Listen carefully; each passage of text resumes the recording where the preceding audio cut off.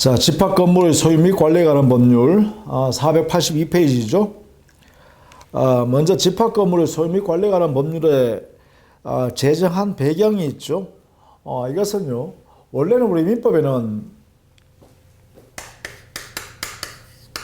민법상의 원칙은 1부동산 한 개 소유권이죠. 하나의 부동산에 한 개의 소유권이 있는 거죠. 그러면 부동산 중에 건물, 자, 1동의 건물에는 한 개의 소유권이 있어야 되죠. 그런데 오늘날에는 말입니다. 이게 건물 한 동 안에 말이죠. 네, 이 소유권을 여러 개로 나누죠. 이것을 다수가 존재하게 돼요. 다수.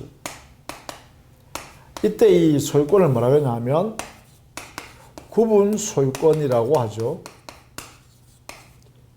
이런 형태의 건물들이 많이 생기고 있죠.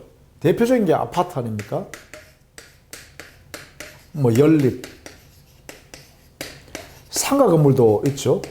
상가 건물 등등등, 이렇게 하나의 건물 안에 소유권이 여러 개 존재할 수 있도록 이렇게 만드는 이런 건물들이 많아졌어요. 이런 게. 그래서 이걸 규율하기 위해서 이러한 건물의 이름을 뭐라 그러냐. 즉, 구분 소유권이 여러 개 있는 한 개의 건물은 집합 건물이라고 합니다. 집합 건물.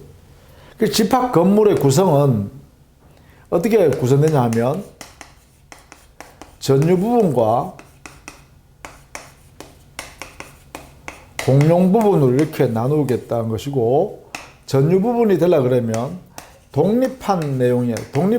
독립성이 있어야 돼요. 독립성. 이 독립이란 것은 어떤 독립이냐 하면 구조가 독립적이어야 되고 또 이용관계에서도 독립적이다. 이 두 가지 면에서 독립성이 있으면 말한다. 이게 보통 일반적이고, 예컨대 상가 건물 계통에는 상가에서는 이용이 독립적이면 돼요. 그러면 구분 소유권을 인정한다는 거죠. 전유부분을 인정한다는 거예요. 이 전유부분에 대해서 뭐가 인정하냐? 바로 구분 소유권 한 개를 인정하겠다. 이렇게 하는 것이죠. 그러면 공용 부분은 어떻게 되냐? 공용 부분은 예컨대 집합 건물 안에서 전유부분을 뺀 나머지를 공용 부분이라고 그래요. 이 공용 부분은 구분 소유자 여러 사람이 있겠죠? 전원으로서 공유하게 하는 거죠. 이렇게. 공유. 얘는 구분 소유권으로 독립적인 공간으로서 지배하도록 하고, 공용 부분은 구분 소유자 전원이 공유하도록 이렇게 하죠. 자, 그것이 이제 우리 법에 돼 있다라는 것입니다. 이때 구분 소유권을 가지려고 하면 구조적으로 이렇게 독립성이 있어야 돼요. 동시에 이 건물을 취득하는 사람 있잖아요. 이 취득하는 사람이 구분 행위를 해야 되죠. 자, 전유부분으로서 구분 소유권 대상이 되는데, 구분 소유권이 인정되려고 그러면 구조 이용상 독립성이 있을 뿐만 아니라 여기에 구분 소유권을 취득한 건물 소유자가 뭐 해야 돼요? 구분 행위를 통해서 이것을 만들어내야 됩니다. 이게 내면 구분 소유권이 만들어지고, 그 구분 소유권 대상이 되는 영역을 뭐라 그러냐? 바로 전유 부분이라고 한다. 이렇게 하는 것이죠. 이렇게. 자, 그러면 483페이지에 그런 내용이 되어 있죠. 자, 거기에 위에 상단에 있는 판례는요, 구분 소유권의 대상이 되기 위해서는 구조 이용상 독립성이 있어야 되고, 그 다음에 소유권을 취득하는 사람이 구분 소유할 의사를 가지고 구분 행위를 해야 합니다. 이 객관적으로 구분 행위를 갖추게 되면 이제 구분 소유권이 만들어진다, 이런 이야기죠. 그 다음에 밑에 전유 부분이란 것은 구분 소유권 대상이 되는 부분을 전유 부분이라 하고, 이게요.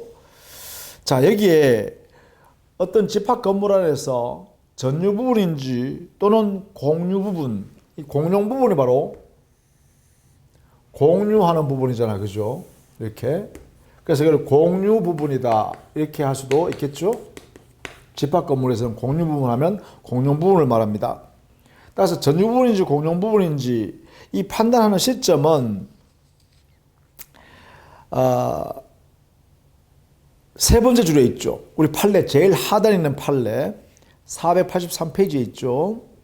건물 전체가 완성되어 당해 건물에 관한 건축물 대장에 구분 건물로 등록되는 시점을 기준으로 판단한다.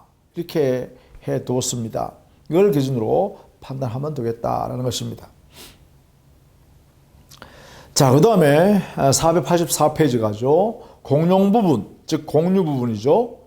이것은 집합 건물에서 전유 부분을 뺀 나머지입니다.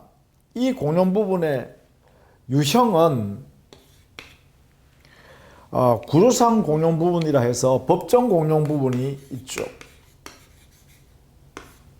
법정 공용 부분이라는 것은 구조 형태에서 이용 모습이 당연히 그것은 집합 건물에서 공용으로 사용할 수밖에 없는 그러한 객관적 성질을 가지고 있는 것을 구조상 공용 부분 또는 법정 공용 부분이라 합니다. 예를 들어놨죠.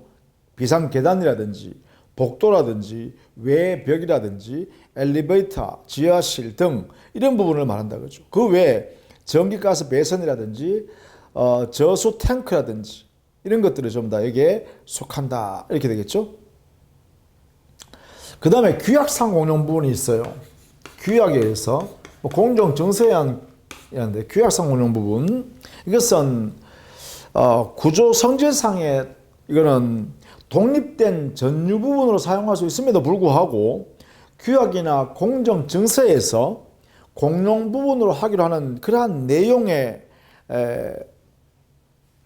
내용이 규정되어 있으면 이 부분을 우리는 규약상 공용 부분이라 이렇게 합니다. 예컨대 관리 사무실이라든지 노인정이라든지 또는 집회할 때 모여서 회의할 회의 장소로 쓰고 있는 회의실이라든지 차고지라든지 이런 것들은 규약상 공용 부분이라 합니다. 이 규약상 공용 부분은 반드시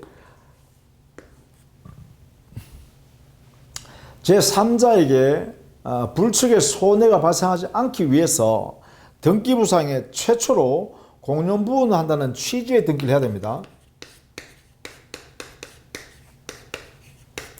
취지 등기 한 번은 해야 됩니다. 한 번.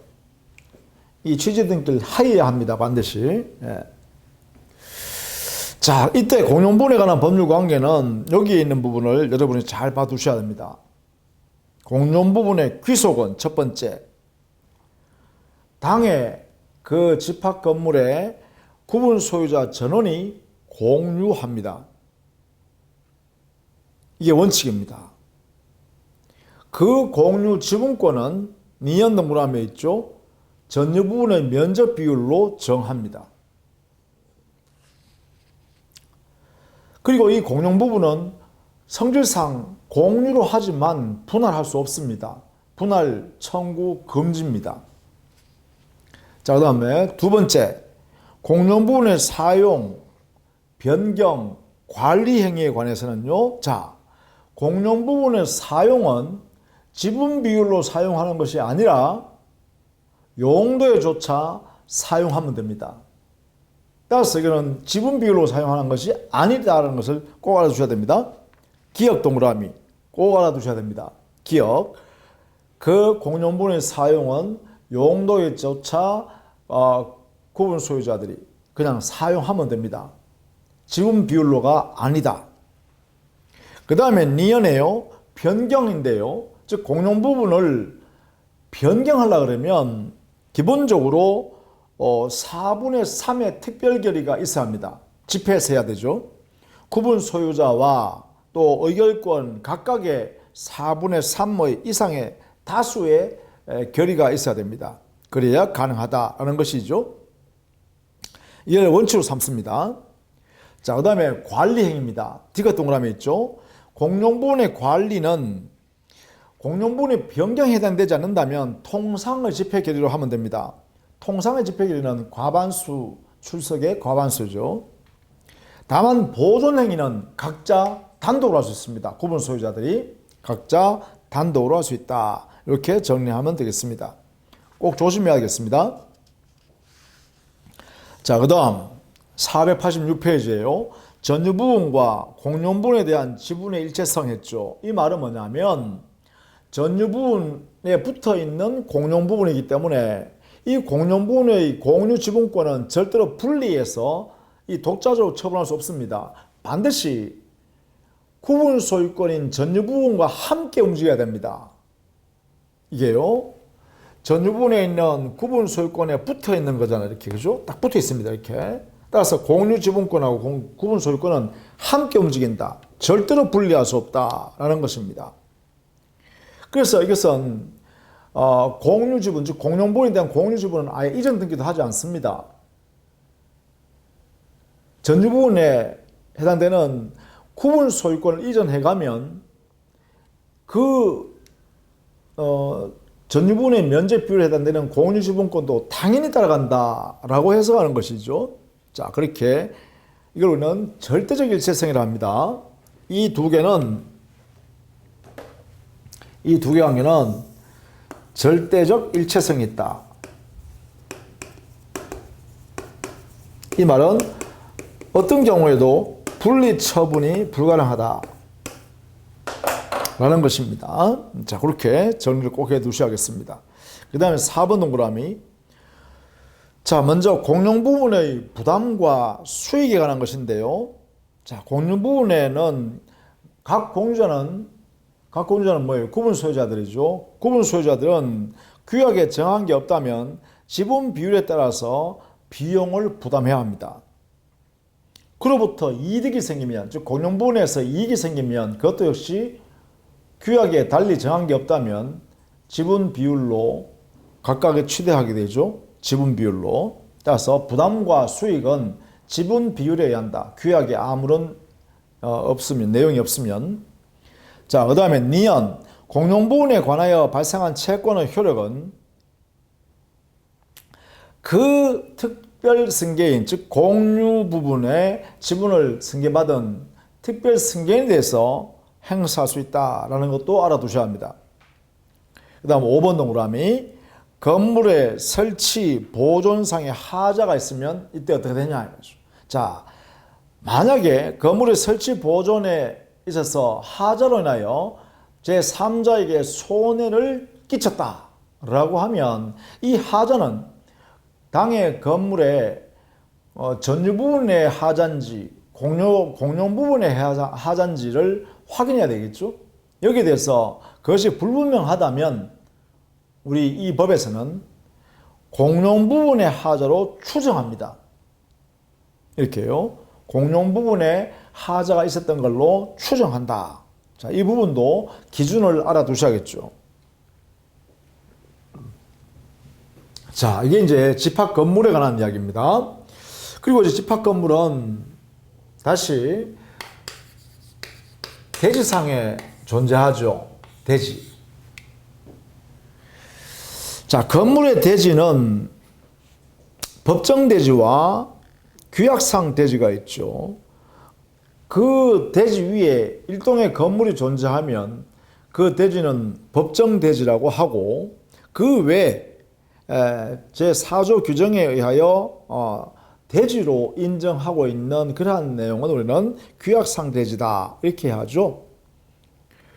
보통 규약상 대지는 공정정서나 규약에 의해서 건물의 대지로 된 통로라든지 또 주차장이라든지 정원이라든지 부속 건물의 대지라든지 이런 등등을 우리는 규약상 대지다 이렇게 해석합니다. 자, 그 다음에 대지 사용권요. 이 대지를 사용할 수 있는 권리가 존재하겠죠. 어디에요? 여기에 있는 구분 소유자들은 대지 사용권을 가져야겠죠. 그래야 이 구분 소유권을 행사할 수 있을 거 아닙니까? 자, 대지 사용권에 해당되는 것은 뭐가 있을까? 여기는 대지에 대한 소유권이라든지, 대지에 대한 지상권이라든지, 대지에 대한 전세권이라든지, 대지에 대한 임차권, 토지 임차권 있죠. 이런 것들이 대지 사용권에 해당될 수 있다. 이렇게 해석할 수 있죠. 이 대지 사용권이 등기부에 등기가 되면 이것은 대지권 등기다. 이렇게 하죠.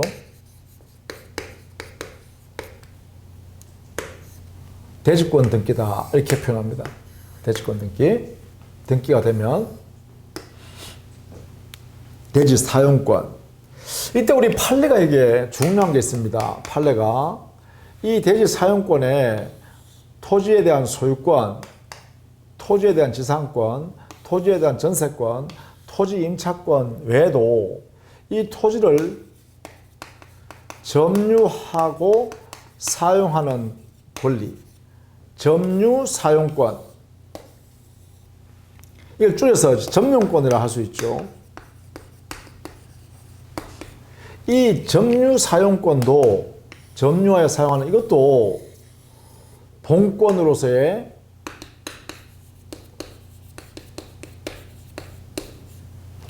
대지 사용권이 될 수 있다.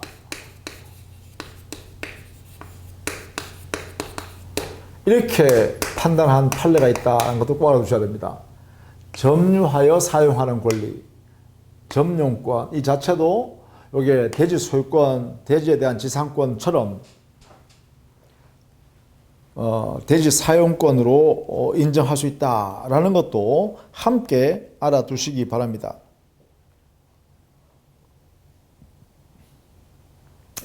자, 그 다음에는 487페이지에 동그라미 2번 보시죠. 전유부분과 대지 사용권의 일체성 돼 있죠. 자, 구분 소유자는 그 대지 사용권을 가지고 있어야 되는데 이때 이 대지 사용권은 어떤 모습으로 구분 소유자들이 가지고 있나 하면 구분 소유자들이 공유로 보유합니다. 공유 지분권으로 권리를 보유하고 있다. 이렇게 해석합니다. 이렇게. 그래서 구분 소유권에 이 대지 사용할 수 있는 지분권인 공유 지분권도 붙어 있다는 것이죠. 즉, 이 두 개도 어떻게 해요? 일체성으로 붙어 있다라는 것이죠. 원칙적으로는 분리할 수 없다. 이게 원칙입니다. 다만 규약상 또는 공정정세에서 분리할 수 있죠. 다만 예외적으로 규약에서 분리할 수 있도록 할 수 있다. 여기에 있다는 것들 알아주셔야 되죠. 이렇게요. 자, 구분 소유권과 대지 사용권의 공유 지분권은 원칙은 분리할 수 없다. 그래서 일체성이 있다. 그죠? 대지 사용권은 전유 부분의 처분에 따른다. 그래서 원칙적으로 분리하여 대지 사용권만 처분할 수 없다. 다만 세 번째 줄부터 중요합니다. 규약으로서 달리 정한 때에는 그러하지 아니하다. 이 말은 뭐예요? 규약으로 분리하여 처분할 수 있도록 예외를 만들 수 있다. 이런 것이죠. 이게 가능하다는 꼭 알아두셔야 됩니다. 법조문에 그러하지 아니하다 했으니까 이렇게 정리해 두셔야 합니다. 다만 이럴 때 조심해야 될 게요. 분리 처분 금지를 당사자가 합의해서 정해놨다면 그 취지를 등기하지 않으면 선의로 거래한 제3자에 대해서는 이를 대항하지 못하도록 하고 있습니다. 그래서 분리처분 금지에 관한 취지의 등기를 해야 제3자한테 대항할 수 있고 이것을 등기하지 않았을 때는 선의 제3자한테는 대항하지 못한다. 이렇게 정리해 줬죠. 그 다음에 3번 동그라미 민법 267조 적용 배제했는데 이 267조는 지분의 탄력성입니다. 공유 지분의 탄력성. 공유자가 상속인 없이 사망하거나 또는 공유자 스스로 공유 지분권을 포기하게 되면 다른 공유자에게 지분 비율로 귀속한다라는 것이 지분 비율로 귀속되는 것을 우리는 공유 지분의 탄력성 또는 공유 지분권의 탄력성이라고 하죠. 그런데 여기에 대지 사용권의 공유 지분권은 탄력성을 적용하지 않습니다. 만약에 구분 소유권을 가지고 있는 자가 사망할 당시에 상속 없이 사망했거나 구분 소유권자가 구분 소유권 자체를 포기했다면 그 대지 사용권의 공유 지분권이 다른 구분 소유자에게 지분 비율로 분할되어 나누어지는 게 아니라 이때는 당의 구분 소유권이 소유자가 없는 상태로 되기 때문에 국가 소유가 됩니다. 구분 소유권 자체가 국가 소유자가 됩니다. 국가가 국유가 되는데 따라서 대지 사용권도 국유가 된다. 이렇게 해야 되죠. 그래서 거기에 다른 공유자에게로 지분의 탄력성에 의해서 귀속되는 것이 아니다. 이렇게 해석해야 된다는 것이죠. 자, 그 다음에 네 번째 구분 소유권의 매도 청구인데요. 이것도 이 법 조문 그대로 읽어봐 두셔야 됩니다. 이것도 어려운 부분이기도 합니다. 대지 사용권을 가지지 아니한 구분 소유자가 있는 때에는 그 전유분의 철거를 구할 권리를 가진 자는 보통 그 전유분의 철거를 구할 수 있는 권리를 갖고 있는 사람은 대지에 대한 소유자나 대지에 대한 권리를 가지고 있는 사람이겠죠. 대지 소유자 대표적이겠죠. 대지 소유자는 대지 사용권을 가지지 않는 예컨대 구분 소유자가 있다면 그 자에게 구분 소유권의 시가로 매도할 것을 청구할 수 있다 했죠. 토지 소유자가 대지에 대한 사용권이 없는 구분 소유자에게 야, 당신의 구분 소유권 내한테 팔아라 이렇게 할 수 있다는 것이죠. 이게 매수 청구권이고 이 매도 청구, 매수 청구는 형성권이기 때문에 시가로 매매가 이루어졌다 이렇게 했을 때는 것이죠. 물론 대지에 관해서는 공유로 추정하니까 대지 사용권이 이 대지를 분할할 수 없다라고 해야겠죠. 분할하면 법적으로 워낙 복잡한 문제가 발생합니다. 그래서 이걸 해결하기가 어렵기 때문에 아예 대지 공유의 경우는 대지를 공유한 경우에는 이 지분으로 분할하자 이렇게 행사할 수 없도록 하고 있다. 이렇게 법으로 금지시켜 놨습니다. 자, 그 다음에는 488페이지예요. 집합 건물을 건축한 분양자의 담보 책임입니다. 자, 분양자의 담보 책임. 이 분양자의 담보 책임은 집합 건물인 아파트라든지 이런 걸 지어서 다른 사람한테 분양하는 사람이죠. 이게 분양자죠. 그러면 이것을 건물 지어서 분양하는 것이니까 민법적으로 표현하면 수급인에 해당됩니다. 건물을 완성하여 지어서 그 물건을 분양받은 사람한테, 분양받는 사람은 보통 수분양자라 해요. 수분양자에게 건네주는 거 아닙니까? 그래서 이걸 민법상으로 보면 도급계약에서의 수급인에 해당되고, 따라서 우리 민법에 있는 수급인에 관한 담보 책임을 여기다가 그대로 준용한다 이렇게 돼 있죠. 자, 거기에 488페이지 첫 번째 4번 동그라미의 첫 번째 줄에 거기에 줄거 놓으면 좋겠습니다. 집합 건물을 건축하여 분양한 자는 수급인의 담보 책임에 관한 민법 667조 내지 671조의 규정을 준용한다. 해놨죠. 여기는 보수해줘야 할 책임이 생겨요. 그래서 도급받은 자, 예컨대 여기 수급인에 대해서 물건을 받는 사람, 수분양자 있죠. 수분양자는 보수, 하자가 있으면 하자 보수를 청구할 수 있고, 손해가 발생하면 손해배상을 청구할 수 있도록 이렇게 인정하고 있어요. 이게 이제 수급인의 담보 책임입니다. 이렇게. 이때 당의 목적물을 받는 사람을 우리는 수분양자라고 하죠. 이 수급인은 마치 건물을 지어서 분양하는 사람이니까 분양자가 수급인의 지위가 되겠죠. 이렇게 해요. 그래서 수분양자는 이런 권리를 이렇게 행사할 수 있다는 거죠. 분양자에게 담보 책임으로서 하자가 있는 것, 이 하자 보수를 해달라. 그 다음에 손해가 발생하면 손해배상하라. 이렇게 행사할 수 있고, 나아가서 분양자는 그 목적을 달성할 수 없다면 해제권까지도 행사할 수 있도록 이렇게 허용하고 있습니다. 수분양자한테는. 그래서 이러한 담보 책임을 물을 수 있도록 하고 있다라는 것을 알아두셔야겠습니다. 그래서 이게 더 나아가서 말입니다. 이런 경우에 이 민법에 있는 규정보다가 매수인을 불리하게 한 특약은 효력이 없다 했죠. 이 매수인은 바로 수분양자입니다.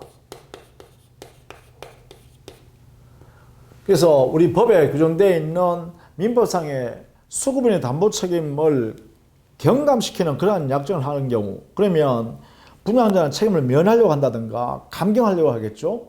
이런 행위는 이 법보다가 만약에 감경하는 경우가 있다면, 매수인에게 불리한 내용이 있다면 그때는 효력이 없다. 여기까지 꼭 알아두셔야겠습니다. 이 수분양자를 보호하기 위해서 그래요. 분양받는 사람을 보호하기 위해서 이 사람한테 불리한 내용이 있으면, 불리약정이 있으면 이것은 효력이 없다. 이렇게 하죠. 이렇게. 자, 이런 내용들을 같이 알고 먼저 이해해 두시기 바랍니다.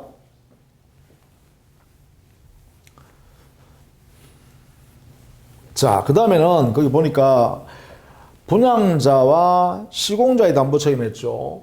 자, 원래는 분양자가 시공자에게 당의 집합 건물을 건축하도록 여기에 일을 맡기죠. 그래서 그 건물이 완성되면 그 건물을 이자가 수분양자에게 분양하죠. 이렇게 하죠. 여기에 분양계약을 이렇게 하게 되죠. 이렇게 돼 있죠. 그래서 이 사람을 우리는 매수인이라 하기도 하고, 이 사람을 매도인 이렇게 되겠죠. 자, 그래서 이게 또 이 사람을 수급인이라 하고, 왜? 이렇게 하나를 볼 수 있으니까. 그렇죠? 건물을 지어서, 집합 건물을 지어서 분양하는 거니까 이때 수급인이 될 것이고, 여기는 수분양자 매수인이 되죠. 여기에 내용 이렇게 적용하면 그렇습니다. 자, 이때 우리는 이 법에서요, 수분양자는 수급인인 분양자에게 담보 책임을 물 수 있다 했죠.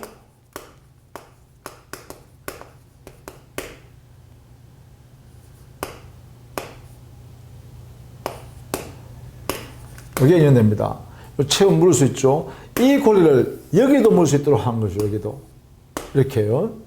담보 책임을 분양자한테만 묻는 것이 아니라 시공자에게도 인정한다라는 것이 여기에 있는 것입니다.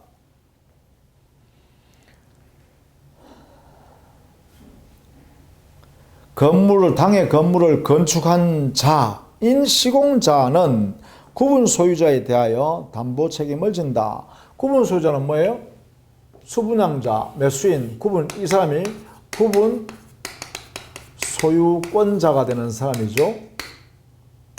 그죠? 당의 목적물을 분양받아서 소유권 취득한 사람이죠. 이 사람한테 책임을 져야 한다. 이것을 지금 해석하는 겁니다. 요거. 시공자도 담보 책임을 허용한다. 자, 이걸 꼭 알아두시기 바랍니다. 여기가 중요해요.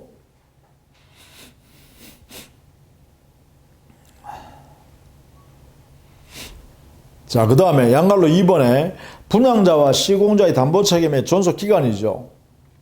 자, 여기는 거기에 1호를 알아두셔야 돼. 1호. 건축법상의 건물의 주요 구조부와 집안공사의 하자가 있으면 이것은 10년의 제척기간으로 담보책임을 물 수 있습니다. 하자 보수를 청구한다든가 손해배상 청구 등을 행사할 수 있다는 거죠. 자, 건물의 주요 구조부, 담보책임의 기간, 이것은 제척기간인데요. 여기에 관해서는 알아두셔야 될 게 건축의 주요 구조부와 지방공사에 관한 여기에 대한 하자일 때는 10년간 행사할 수 있다 이렇게 하고 있죠. 나머지 하자에 대해서는 대통령령으로 정해가지고 5년 범위 내에서 정한다 이났죠. 자, 그러면 기산점은 어떻게 할 거냐라는 것입니다. 이 기간을 정할 때 기산점이 있을 거 아닙니까? 기산점. 여기는 전유 부분의 하자에 대한 기산점은 우리 489페이지 제일 위에 있습니다. 구분 소유자에게 인도한 날 했죠? 소유자에게 인도한 날. 그 다음에 공용 부분에 관한 것은요. 여기에 하자가 있을 때는 사용 승인이나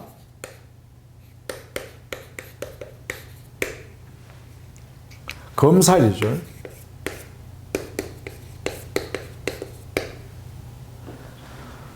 사용 승인이나 또는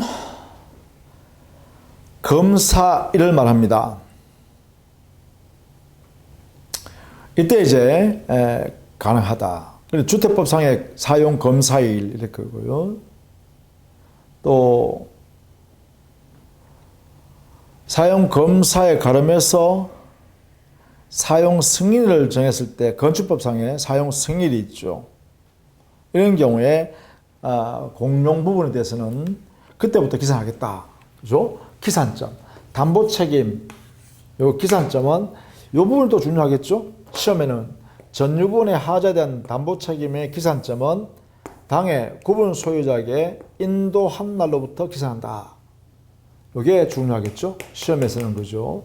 그 다음에 담보 책임의 기간에 10년이 정해져 있는, 이 법에서 10년이 정해져 있는 건 뭐냐? 바로 건축의 주요 구조부와 지방공사에 대한 하자일 때는 10년간 행사할 수 있다. 이렇게 되겠죠.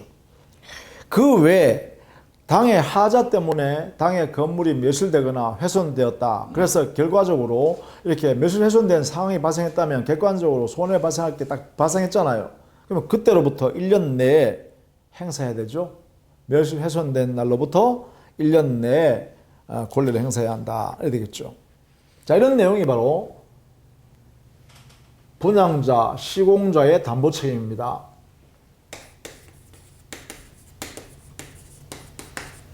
분양자, 시공자의 담보 책임. 자, 그 다음에 분양자의 의무가 있어요.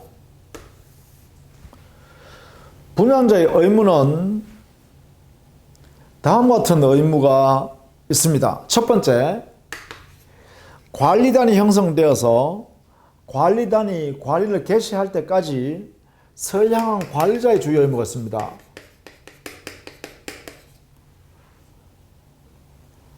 관리단이 형성되어서 관리를 개시할 때까지 이 분양자가 선관주의 의무를 다해야 합니다. 자, 두 번째는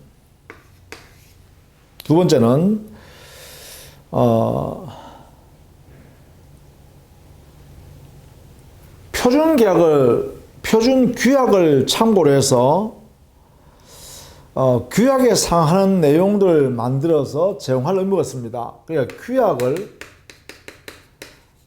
제공할 의무 있다, 그죠? 자, 이런 참고할 수 있는 규약이 있죠.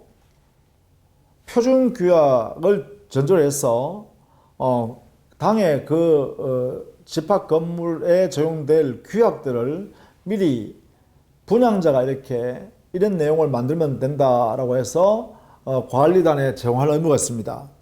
그게 두 번째입니다. 즉 분양받은 사람한테 이걸 제공해야 된다는 것이죠. 규약 제공 의무. 세 번째는 최초 관리단 집회를 소집해 줘야 합니다.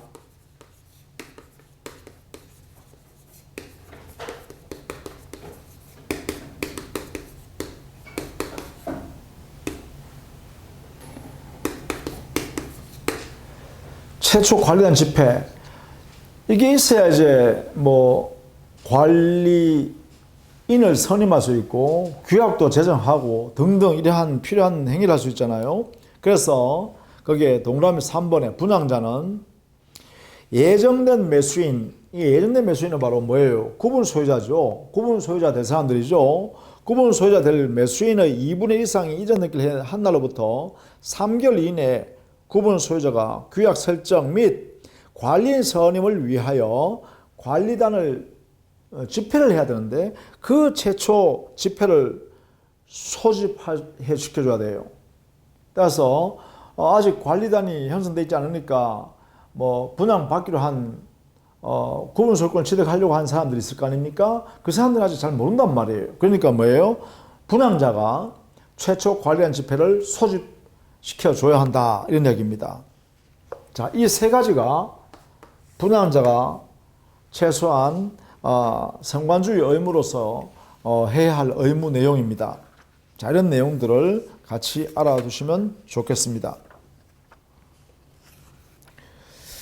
자, 그 다음에 490페이지에요. 구분 소유자의 권리 의무인데 이 권리 의무는 구분 소유자는 당연히요. 다른 구분 소유자가 같이 살고 있기 때문에요. 서로 손해발생하지 않도록 최선의 조심해야 할 의무가 있겠죠. 서로 간에. 따라서 공용분에 대해서는 용도에 따라 사용할 의무가 있고 또 권리 행사하더라도 공동의 이익을 해하지 않는 범위 내에서 사용 수익을 해야겠다. 이렇게 해야겠죠. 자, 그런데 만약에 구분 소유자가 그러한 의무를 위반하면 어떻게 할 거냐라는 것입니다.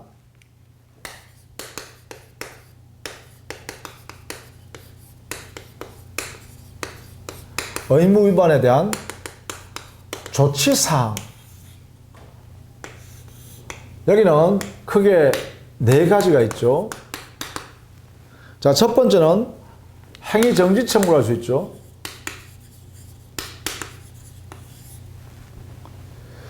두 번째는 사용 금지 청구를 할 수 있죠. 세 번째는 경매 청구할 수 있죠. 네 번째는 점유자에 대한 계약을 해제하는 거죠. 및 인도 청구를 할 수 있습니다. 이러한 네 가지 원리에 따라서 의무 위반을 하고 있는 구분 소유자. 다만 여기는 점유자니까 전세권자나 임차인 같은 사람들이죠. 차주 이런 사람들이겠죠. 이런 사람들로 구분 소유자로부터 사용권을 허락받은 사람들, 이 사람들이 의무 위반한 경우입니다. 그죠? 자, 이런 내용으로 정되어 있고 이때 이 청구권을 행사하는 청구자는 누구냐? 청구자는 관리인 또는 집회에서 지정된 구분 소유자가 청구하게 됩니다. 관리인이 하거나 아니면 집회에서 지정된 구분 소유자가 이 청구권을 행사한다라는 것이죠. 자, 이것이 491페이지의 행위정지 청구. 이 행위정지 청구는 재판상으로 할 수도 있고 재판 외로 할 수 있죠. 동그라미 3번. 다만 재판상으로, 즉 재판을 통해서 소송을 제기할 때는 이때는 집회에서 통상의 결의를 거쳐서 해야 됩니다. 결의를 거쳐서 해야 되죠. 통상 결의. 사용금지 청구는 재판으로 반드시 해야 되는데 이때는 4분의 3의 특별결의를 집행해서 해야 되죠. 그 다음에 소송을 통해서 사용금지 청구할 수 있다는 것이고, 다음 페이지에 경매청구인데요. 경매청구는 재판을 통해서 법원에다가 청구하는 것이죠.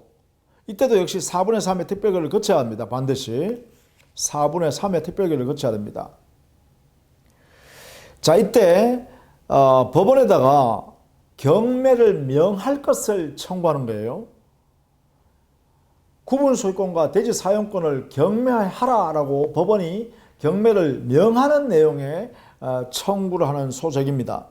그러면 법원은 이걸 받아들이면 경매를 해도 좋다라고 판결 내리겠죠. 그러면 이게 판결 확정되면 그 판결 받은 사람이 6개월 내에 법원에다가 경매 신청을 해서 경매하게 되겠죠. 이때 당해 이 의무 위반한 구분 소유자는 이것을 경납받을 수 없다 이렇게 되겠죠.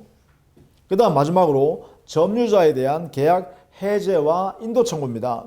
이것은 전세권자나 임차인 등 이렇게 구분 소유자부터 승낙을 받아 사용하는 그러한 당사자입니다. 이 사람이 바로 거기에 함께 공동 이익을 해치는 그런 행위를 했을 때 이때는 4분의 3의 특별결의를 거쳐서 집회에서 결의를 거쳐서 당해 그 계약, 예컨대 전세권 설정 계약이라든지 임대차 계약이라든지 있으면 그 계약을 해제하고 곧바로 그 구분 소유 대상인 전유분을 인도하라 이렇게 인도 청구할 수 있도록 하는 것이죠. 이때 인도 받았으면 지체 없이 그 목적물을 즉 전유부분을 인도 받아야 할 정당한 권리 있는 사람이 있겠죠. 점유 권한 있는 자에게 즉 구분 소유자에게 대부분 다 구분 소유자에게 곧바로 지체 없이 반환해 줘야 합니다. 이렇게 하도록 하고 있죠. 자, 그래서 보면 여기에 세 가지는 전부 다 4분의 3 이상의 특별결의가 필요합니다. 사용금지 청구나 경매 청구나 점유자에 대해서 해지하고 인도 청구할 때는 4분의 3의 특별결의를 모두 거쳐야 되죠. 이거는 재판상으로 할 수 있고 재판 외에도 할 수 있죠. 재판상, 재판 외에 다 할 수 있는데 재판상으로 할 때는 여기는 통상결의를 하면 되죠. 통상결의를 하면 된다. 이런 면에 차이가 있죠. 자, 이렇게 정리해 두시면 되겠습니다. 493페이지에 관리할 때는요, 관리단이 주체가 됩니다. 이 관리단은 구분 소유자 전원으로서 관리단이 되죠.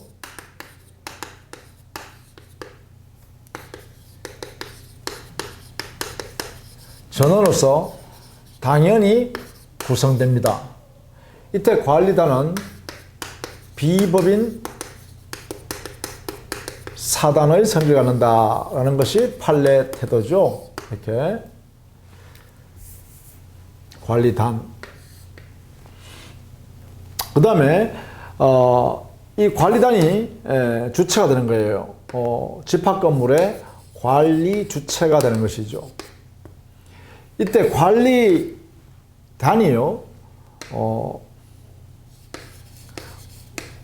관리인을 선임할 수 있죠. 관리인이 이제 공용 부분을 관리하는 것이죠.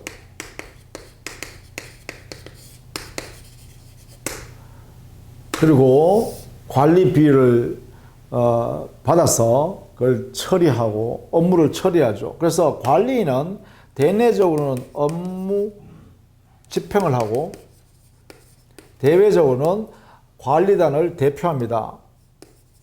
대외적 대표 행위를 하죠.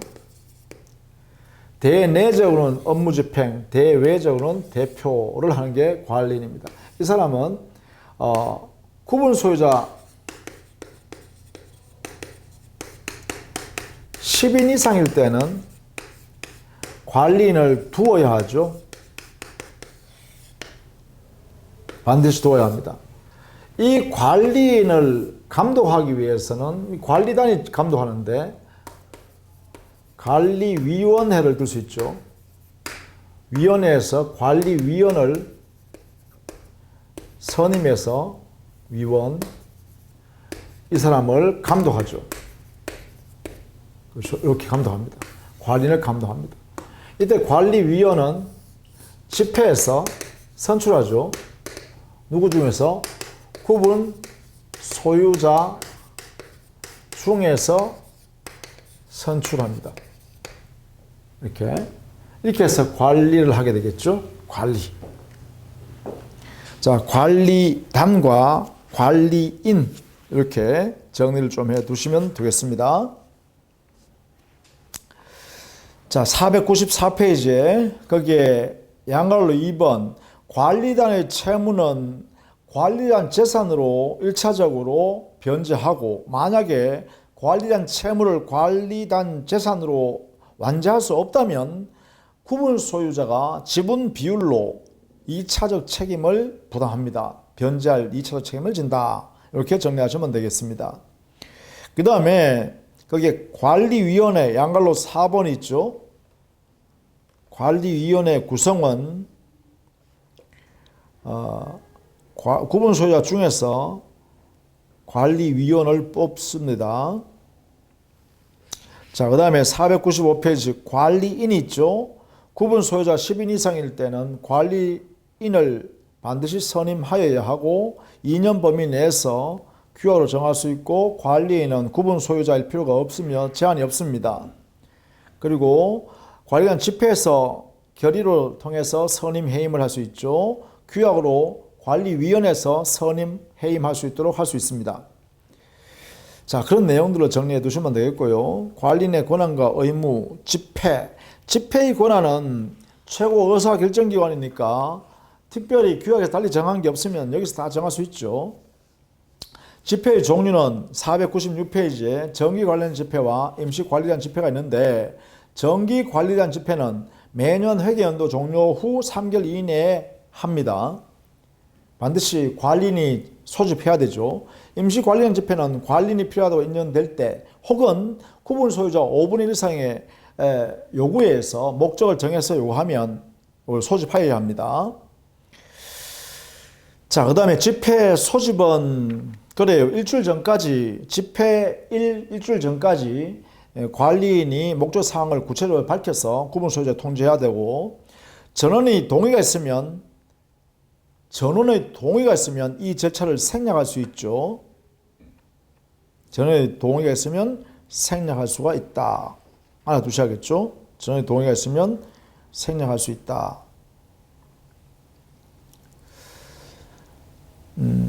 그게 우리 교재 497페이지 제일 위에 동그라미 2번에 있습니다. 소집 절차 생략해가지고 구분 소유자 전원의 동의.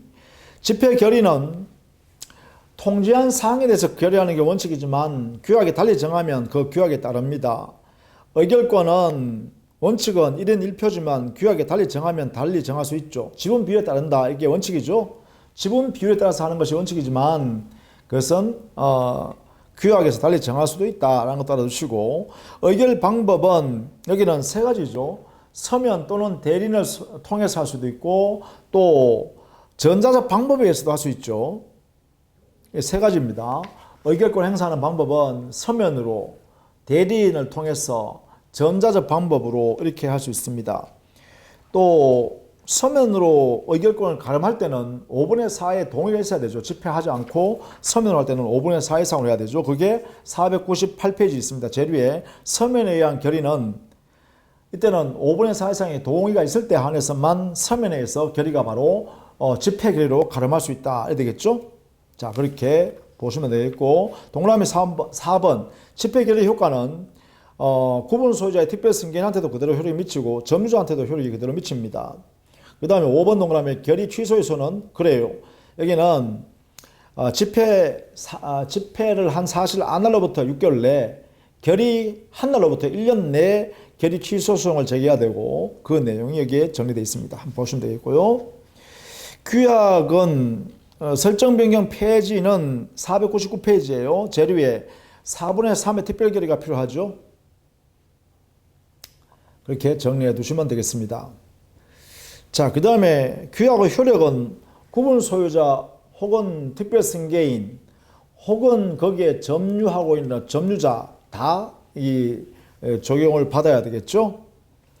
그 다음에 500페이지에 재건축 및 복구인데요. 재건축은 시간의 경과라는 상당한 시간의 경과함으로 인하여 건물이 훼손 또는 일부 멸실되거나 그 밖의 사정에 의해서 건물 가격에 비하여 과다한 수선 복구비가 관리비가 너무 많이 들어간다 할 때 재건축 결의를 할 수 있다는 것이고, 이 재건축 결의는 501페이지 동그라미 2번 5분의 4의 특별 결의가 필요하죠. 이 결의 사항은 거기에 기역, 리언, 디귿, 리얼이 있습니다. 그 중에 디귿과 리얼은 가장 중요합니다. 비용 분담을 어떻게 정할 것이냐, 또 구분 소유권, 신건물의 구분 소유권 어떻게 기소할 것인가, 이걸 정해야 된다는 것이죠. 자, 그 절차를 알아두시면 502페이지 구분 소유권 등의 매도 청구권인데요. 여기는 반대자, 즉 5분의 1 미만의 반대자가 존재할 수 있죠. 그러면 5분의 1 미만의 반대자가 있으면 이들에게 서면으로 최고해야 됩니다. 최고 기간은 2개월 이상이죠. 근데 만약에 아무런 2개월 지나도 아무런 대답을 하지 않으면 참가하지 아니하겠다는 뜻으로 간주해버리죠. 참가하지 아니한 내용의 뜻으로 결정해버리고, 이때는 동그라미 2번 구분 소유권 및 대지 사용권의 매도 청구를 할 수 있죠. 이때는 매수지원자를 정해서 매수지원자가 당해 여기에 참가를 거부한 사람에 대해서 시가로 매수할 것을 청구할 수 있죠. 시가로 매도할 것을 청구함으로써 이 매도 청구는 형성권으로서 매도해야 합니다. 자, 그런 내용이 이제 동그라미 2번에 있고요. 그 다음에 4번 동그라미 보시면 재매도 청구가 있죠. 이것은 뭐냐면 참가에 거절한 사람이 강제로 매도 청구해서 뺏겼잖아요. 근데 결의 하나로부터 2년이 지나도록 건물을 철거해 공사도 착공하지 않았다.